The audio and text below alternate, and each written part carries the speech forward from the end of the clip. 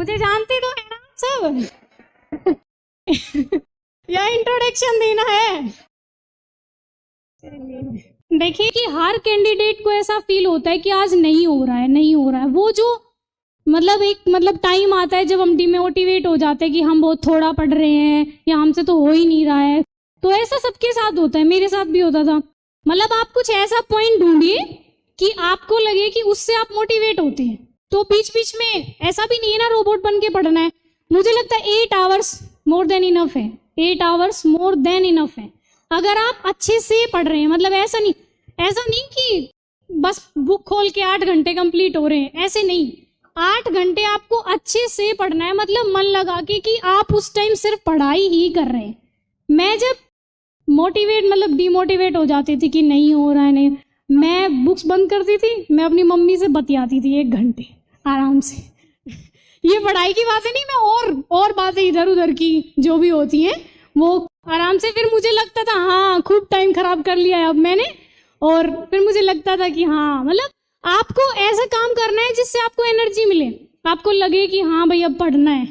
तो ऐसे घबराना बिल्कुल नहीं है कि हमसे नहीं हो रहा है, या बीच बीच में ऐसे स्टेजेस आ रहे हैं कि हमें थोड़ा सा डिप्रेशन फील हो रहा है या डिमोटिवेट फील हो रहा है, उससे बिल्कुल भी नहीं घबराना है। पहली बार में ही कर लेंगे, है ना।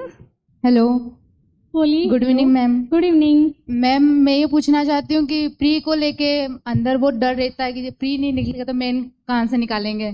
तो नहीं तो मैम प्री के लिए मतलब उस डर को खत्म करने के लिए क्या करें, और उस जो पेपर होता है उसमें मतलब कि कौन कौन से ऐसे पोर्शन होते हैं जो हमको अटेंड करने चाहिए। देखो, अटेंड वाला तो मैंने बता दिया कि शुरू में जब आप एक बार थोड़ी स्पीड बढ़ाइएगा, मतलब प्रीलिम्स में कि जल्दी आप क्वेश्चन पढ़ पा रहे हैं, तो मैं थोड़ी जल्दी पढ़ देती थी। तो जब आप पहली बार में क्वेश्चन देख रहे हैं तो उस टाइम आप वो सारे अटेंड करेंगे जो आपको एकदम अच्छे से आते, मतलब आपको लगता है कि हाँ भाई ये तो एकदम अच्छे से आते हैं, हम कर लेंगे।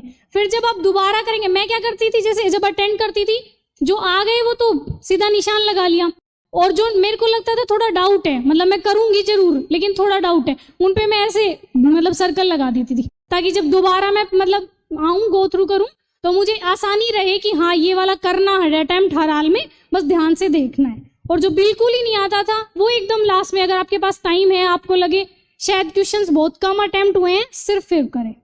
और एकदम डरना एकदम नहीं है प्रीलिम्स में, एकदम, मैं सच्ची बता रही हूँ। कोई कितना पढ़ के जा रहा है इस बात से कोई मैटर नहीं करता है कि आप कितना पढ़ के गए, आप उस टाइम कितना स्टेबल है, मतलब उस टाइम कितना स्टेबल है आपका माइंड। देखिए ऐसा तो है नहीं कोई बिना पढ़े जाएगा उसका प्रीलिम्स हो जाएगा, मैं ये बिल्कुल नहीं कह रही हूँ।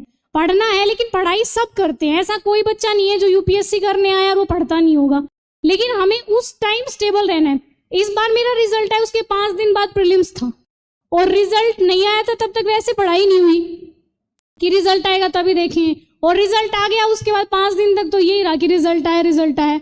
तो एकदम मैं बिना बुक खोले और ऐसे ही प्रीलिम्स देने गई थी और हो गया प्रीलिम्स, क्योंकि उस टाइम इतना कॉन्फिडेंस था और मतलब शायद पॉजिटिव एनर्जी थी, तो इसलिए शायद, और मुझे लगा लास्ट टाइम से बहुत अच्छा हुआ, इस बार शायद 100 क्रॉस कर जाए स्कोर। तो इसलिए आप उस टाइम कितने मेंटली एक्टिव हैं और स्टेबल है, ये बहुत डिपेंड करता है। तो उस टाइम एकदम घबराना नहीं है प्रीलिम्स के टाइम, ऐसे सोचना है कि हो जाएगा, बस मुझे अच्छे से कंप्लीट करना है, घबराना नहीं है। और पढ़ के तो आप जाएंगे ही, मेहनत तो आप करेंगे ही, तो ऐसा तो है नहीं कि ऐसे ही चले जाएंगे। और आपने पहले क्या पूछा था? मैम मैंने यही पूछा था कि मतलब बहुत डर लगता है। हाँ तो मैंने वो क्लियर नहीं होगा तो मेन कहाँ से क्लियर? नहीं ऐसा नहीं है, हो जाएगा आप। Ma'am thank you ma'am. Okay.